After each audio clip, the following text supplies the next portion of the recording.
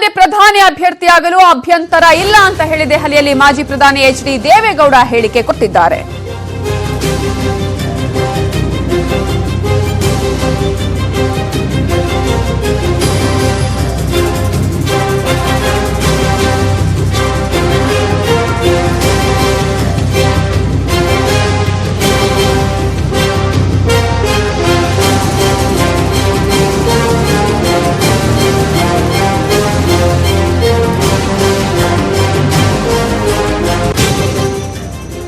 ರಾಹುಲ್ ಗಾಂಧಿ ಪ್ರಧಾನಿ ಅಭ್ಯರ್ಥಿಯಾಗಲು ಅಭ್ಯಂತರ ಇಲ್ಲ ಅಂತ ಹೇಳಿ ಈಗಾಗಲೇ ದೆಹಲಿಯಲ್ಲಿ ಮಾಜಿ ಪ್ರಧಾನಿ ಎಚ್.ಡಿ. ದೇವೇಗೌಡ ಹೇಳಿಕೆಯನ್ನ ಕೊಟ್ಟಿದ್ದು, ಕಾಂಗ್ರೆಸ್ ಅಧ್ಯಕ್ಷ ರಾಹುಲ್ ಗಾಂಧಿಗೆ ನಮ್ಮ ಬೆಂಬಲ ಇದೆ. ಕರ್ನಾಟಕದಲ್ಲಿ ಈಗಾಗಲೇ ಕಾಂಗ್ರೆಸ್ ಜೆಡಿಎಸ್ ಮೈತ್ರಿ ಇದೆ. ಲೋಕಸಭೆಗೂ ಈ ಮೈತ್ರಿ ಮುಂದುವರಿಯಲಿದೆ ಅಂತ ಹೇಳಿ ದೆಹಲಿಯಲ್ಲಿ ಮಾಜಿ ಪ್ರಧಾನಿ ಎಚ್.ಡಿ. ದೇವೇಗೌಡ ಹೇಳಿಕೆಯನ್ನ ಕೊಟ್ಟಿದ್ದಾರೆ.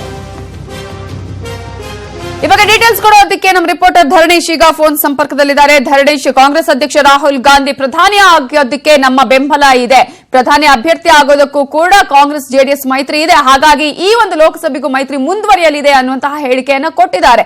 ಒಟ್ಟಾರೆ ಇವರ ಮಾತಿನ ಸಾರಾಂಶ ಏನು?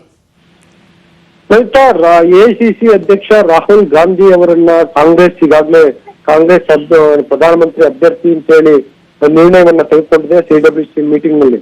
ಆದ್ರೆ ಈ ಕಾಂಗ್ರೆಸ್ ನಿರ್ಣಯವನ್ನ ಮಿತ್ರ ಪಕ್ಷಗಳು ಬೆಂಬಲಿಸುವ ಇಲ್ವಾ ಅನ್ನುವಂತಹ ಪ್ರಶ್ನೆಗಳಿದ್ದು, ಮತ್ತೆ ಕೆಲವೊಂದು ಮಿತ್ರ ಪಕ್ಷಗಳು ವಿರೋಧ ವ್ಯಕ್ತಪಡಿಸಬಹುದು ಅನ್ನುವಂತ ಅನುಮಾನ ಇತ್ತು.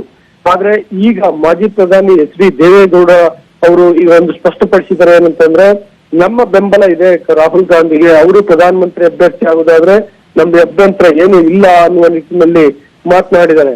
ಆ ಮುಖಾಂತರ ಈಗ ಜೆಡಿಎಸ್ ಬೆಂಬಲವನ್ನ ಘೋಷಿಸಿದಂಗಾಗಿದೆ ಕಾಂಗ್ರೆಸ್ಗೆ. ಮತ್ತೆ ಈಗಾಗಲೇ ರಾಜ್ಯದಲ್ಲೂ ಕೂಡ ಕಾಂಗ್ರೆಸ್ ಮತ್ತು ಜೆಡಿಎಸ್ ಮೈತ್ರಿ ಸರ್ಕಾರ ಇದೆ. ಅದೇ ರೀತಿಯ ಮೈತ್ರಿಯನ್ನ ನಾವು ಲೋಕಸಭೆಗೂ ಕೂಡ ಮಾಡ್ಕೊಳ್ತೀವಿ, ಮುಂದುವರಿಸ್ತೀವಿ, ಮೈತ್ರಿ ಇರುತ್ತೆ, ಪಕ್ಷಕ್ಕೂ ಮೈತ್ರಿ ಬೆಂಬಲವನ್ನ ಕೊಡ್ತೀವಿ, ಜೊತೆಗೆ ರಾಹುಲ್ ಗಾಂಧಿ ಪ್ರಧಾನಮಂತ್ರಿ ಅಭ್ಯರ್ಥಿ ಆದ್ರೆ ಅವರಿಗೂ ಕೂಡ ಬೆಂಬಲವನ್ನ ಕೊಡ್ತೀವಿ ಅಂತೇಳಿ ದೇವೇಗೌಡರು ಮಾತನಾಡಿದ್ದಾರೆ.